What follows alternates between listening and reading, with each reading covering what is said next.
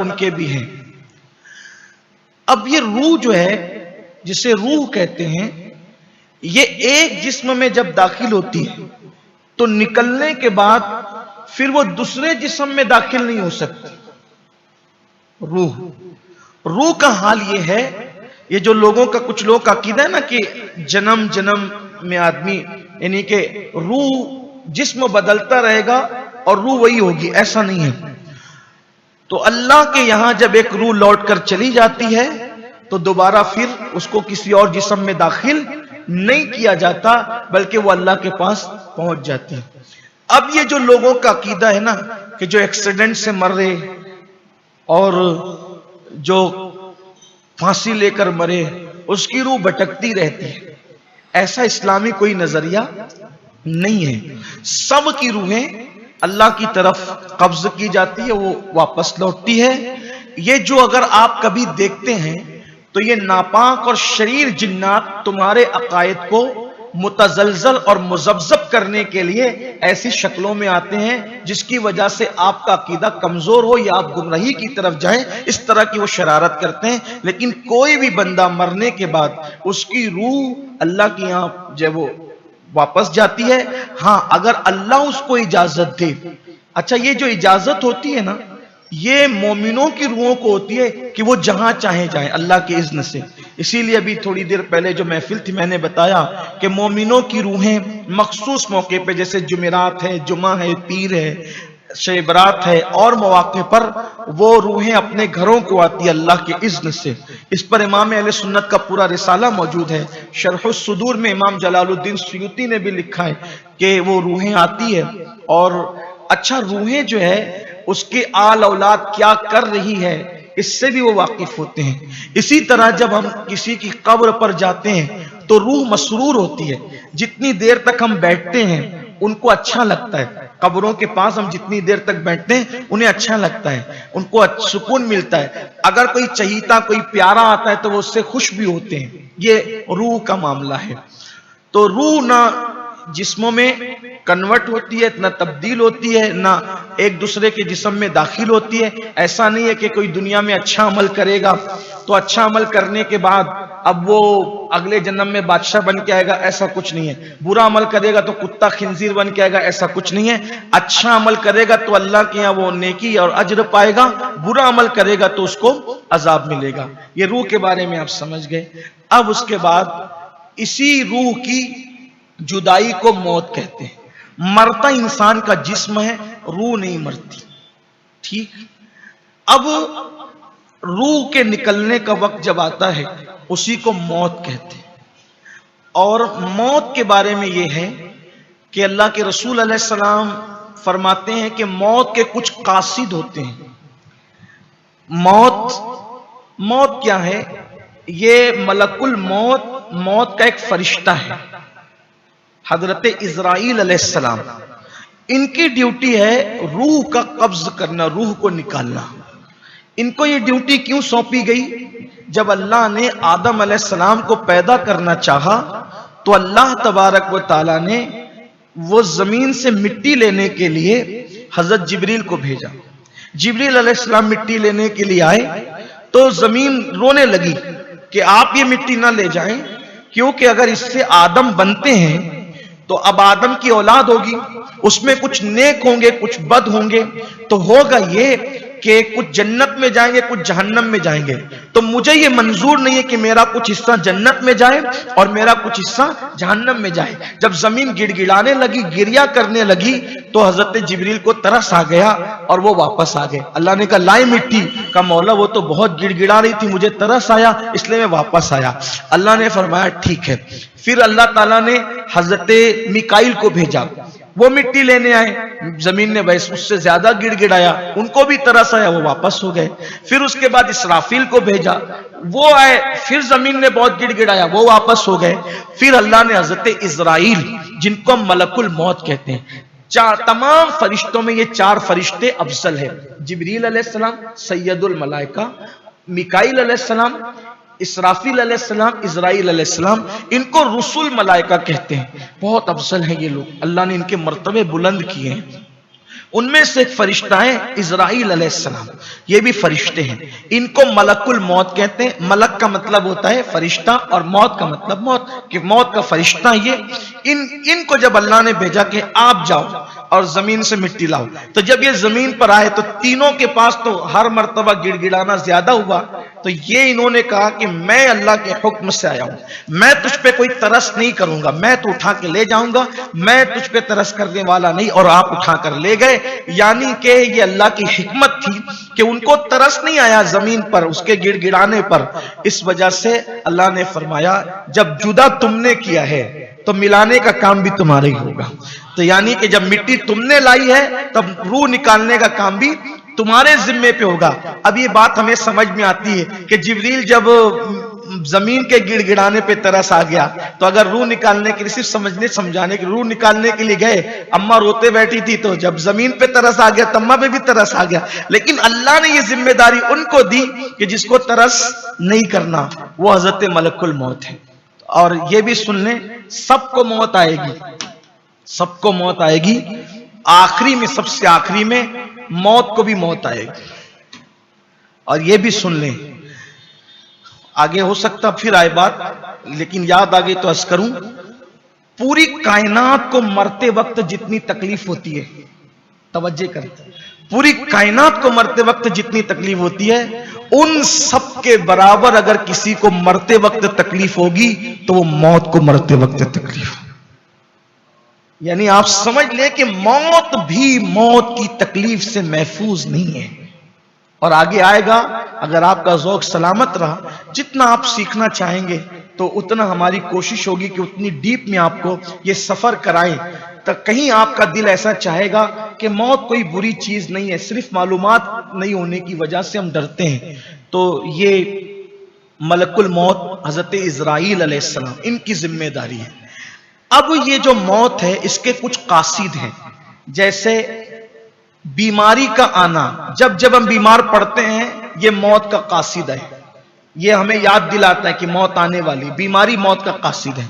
इसी तरह बुढ़ापे का आना ये भी मौत का कासिद है। इसी तरह से दांत का हिलने लग जाना, गिरने लग जाना, यह भी मौत का कासिद है। इसी तरीके से बालों का सफेद हो जाना यह भी मौत का कासिद है। बुढ़ापा, बीमारी, दांत का कमजोर होना, आंखों का कमजोर होना, इसी तरीके से बालों का सफेद होना, ये सब मौत के कासिद है। और आखिरी कासिद जो मौत का है वो बुढ़ापा है। बुढ़ापे के बाद फिर कुछ नहीं आता, बुढ़ापे के बाद हजरत मलकुल मौत ही तशरीफ लाते हैं। तो इसलिए मौत ये है। अब मौत की तमन्ना, अल्लाह के रसूल अलैहिस्सलाम फरमाते हैं, तकलीफ और मुसीबत से परेशान होकर मौत की तमन्ना मत करो। क्यों मत करो मौत की तमन्ना? मौत के लिए तैयार रहो, मौत मांगो मत, मौत की तमन्ना मत करो। क्यों? अगर तुम नेक हो तो मौत मांगने से नुकसान क्या है कि जब आदमी मरता है तब वो कोई नेकी कर नहीं सकता, तो अमाल मुनक़ते हो गए, मरने से अमाल रुक जाते हैं, मुनक़ते हो जाते हैं। तो नेक हो तो क्यों मरना चाहते हो? अभी और करो अमाल ताकि अल्लाह का कुर्ब मजीद नसीब हो। और अगर गुनहगार हो तो भी मौत मत मांगो, क्योंकि गुनहगार हो तो जाकर तो भुगत नहीं है सब, तो क्यों जबरदस्ती जल्दी पिटाई और घुटाई और के लिए तैयारी करते हो? और हो सकता मोहलत मांगो ताकि अल्लाह तबारक व तआला तौबा की तौफीक दे। कोई बंदा मोमिन हो, नेक हो, उम्र उसके लिए अल्लाह की सबसे बड़ी नेमत है। एक शख्स शहीद हो गए रसूलुल्लाह के दौर में, एक शख्स शहीद हो गए और उनके छोटे भाई उनके बाद कुछ दिन तक हयात रहे, फिर उसके बाद उनका भी विसाल हो गया। तो कुछ लोगों ने शहीद होने वाले की तारीफ ज्यादा की, लेकिन अल्लाह के रसूल अलैहिस्सलाम फरमाते हैं मगर मैंने उसके भाई को जन्नत में उससे बड़े दर्जे पर देखा। सहाबा ने पूछा या रसूलल्लाह वो क्यों? तो आका ने फरमाया इसलिए कि उसने उससे रमजान के रोजे ज्यादा रखे और उसने इतनी इतनी नमाजें ज्यादा अदा की, इसलिए ज्यादा अमाल की वजह से उसके दर्जात ज्यादा बुलंद हुए। तो ये लंबी उम्र होना भी अल्लाह की बड़ी नेमत है, अगर नेकियों की तौफीक के साथ है तो बहुत बड़ी बात है। और अगर जब वो गुनाह कर रहा है लफड़ा कर रहा है, मसाइल कर रहा है और जराइम कर रहा है, खुदा को नाराज कर रहा है, तो फिर उसकी लंबी उम्र उसके लिए बहुत नुकसानदेह है। इसलिए मौत नहीं मांगना चाहिए, मौत के लिए तैयार रहना चाहिए। मुश्किलात तकलीफ से परेशान होकर मौत की दुआ नहीं करना चाहिए। अच्छा, जब आदमी मौत की दुआ करता है, हो सकता है कबूल हो गई, तो फिर मौत तो आई जानी है, और फिर मौत आई तो फिर सब खत्म ही है। कयामत जब आएगी आएगी, जो जब मर गया तभी उसी की कयामत गोया के आ गई। तो मौत की तमन्ना नहीं करना चाहिए, मौत से नफरत भी नहीं करना चाहिए, मौत मांगना भी नहीं चाहिए, लेकिन मौत के लिए तैयार रहना चाहिए। एक मकाम ऐसा आता है कि जहां मौत की तमन्ना करने की इजाजत होती है, यानी वहां मौत की तमन्ना आप कर सकते हैं। जैसे ईमान खतरे में हो, फितनों का दौर हो, जैसे हजरत अबू हुरैरा ने तमन्ना की कि अल्लाह मुझे सन 60 हिजरी का दौर मत दिखाना, तो वो यजीद की हुकूमत का दौर इमारतुस सिबियान कहकर उससे पनाह मांग रहे थे, रासे सित्तीन से पनाह मांग रहे थे। अल्लाहुम्मा इन्नी औज़ बिका मिन रासे सित्तीन व इमारतिस सिबियान औ कमा काल, कि अल्लाह मैं सन 60 हिजरी और बच्चों की हुकूमत से तेरी पनाह मांगता हूं। तो हजरत अबू हुरैरा ने गोया के वो दौर देखना पसंद नहीं किया, तो आपने फितनों की वजह से मौत मांगी, और फिर अल्लाह ने सन 60 से पहले ही हजरत अबू हुरैरा को उठा लिया। तो इसी तरीके से फितनों के खौफ से अगर ईमान की हिफाजत के लिए कोई मौत मांगे, जैसे अल्लाह के रसूल अलैहिस्सलातु व तस्लीम फरमाते हैं कि एक दौर आएगा कि कोई कब्र से गुजरेगा फितनों के दौर में, तो वो तमन्ना करेगा कि काश इस कब्र वाले की जगह इस कब्र के अंदर मैं होता, ताकि मैं फितनों से महफूज रहता। तो इस तरह से ईमान अकीदे के तहफ़्फ़ुज़ के लिए अगर कोई मौत मांगता है तो इसके जवाज़ की भी सूरत उलमा ने बयान की है, लेकिन दुनियावी हालात से परेशान होकर के मौत मांगने की इजाजत नहीं। जब दुनियावी हालात से मौत मांगने की इजाजत नहीं है, तो फिर खुदकुशी करने की इजाजत कैसे हो सकती है, फिर खुद से मरने की इजाजत कैसे हो सकती है। तो ये एक चीज हो गई कि मौत मांगना नहीं चाहिए और मौत के लिए तैयार रहना चाहिए, लेकिन अगर फितने का खौफ हो तो मौत मांगी भी जा सकती है, और उसकी कई मिसालें मौजूद हैं। एक मर्तबा ताउन की वबा फैल गई, और जब वो ताउन नहीं जाता था और लोग भागते थे, तो एक सहाबी ने कहा कि मौला ये इन सबको बचा ले और ये ताउन मुझ पर डाल दे। और उसके बाद जो है आपने वो दुआ की और फिर आपको ताउन हो गया, और फिर आप उसी में विसाल फरमा गए। तो विसाल से पहले किसी ने कहा कि आपने क्यों मांगा ये, तो उस वक्त आपने फरमाया कि क्या तुम्हें पता नहीं कि जो ताउन की मर्ज में मरता है, अल्लाह ताला उसको शहादत का मकाम अता फरमाता है और उसकी मगफिरत फरमाता है। ये आज का हमारी पहली महफिल का उन्वान था कि रूह और मौत क्या है। मौत, इसी को याद रखिए, रूह और जिस्म की जुदाई का नाम मौत है, और हजरत इज़राइल अलैहिस्सलाम को अल्लाह ताला ने ये जिम्मेदारी सौंपी है। अब हम आइंदा इंशाअल्लाह ताला जब हमारा प्रोग्राम मरकज पे होगा तो उसमें हम इस पे डिस्कस करेंगे कि मौत कैसे आती है, और जब किसी को मौत आए तो हमें क्या करना चाहिए, और मौत किस तरह आती है, इस पे गुफ्तगू होगी इंशाअल्लाह, और फिर आगे का ये सिलसिला जारी रहेगा। अल्लाह ताला हम सबको अमल की तौफीक अता फरमाए। गुफ्तगू के दरमियान अगर कोई गलती हो तो अल्लाह ताला माफ़ फरमाए। 7 जून से लेकर 11 जून तक अमलनेर की सरजमीन पे 5 रोज़ा तरबियती इज्तिमा है, और काफिला 5 रोज़ के लिए जा रहा है, जिसमें इंशाअल्लाह ताला फ़कीर कादरी खुद भी जो है वो एक दिन के लिए शरीक रहेगा काफिले में।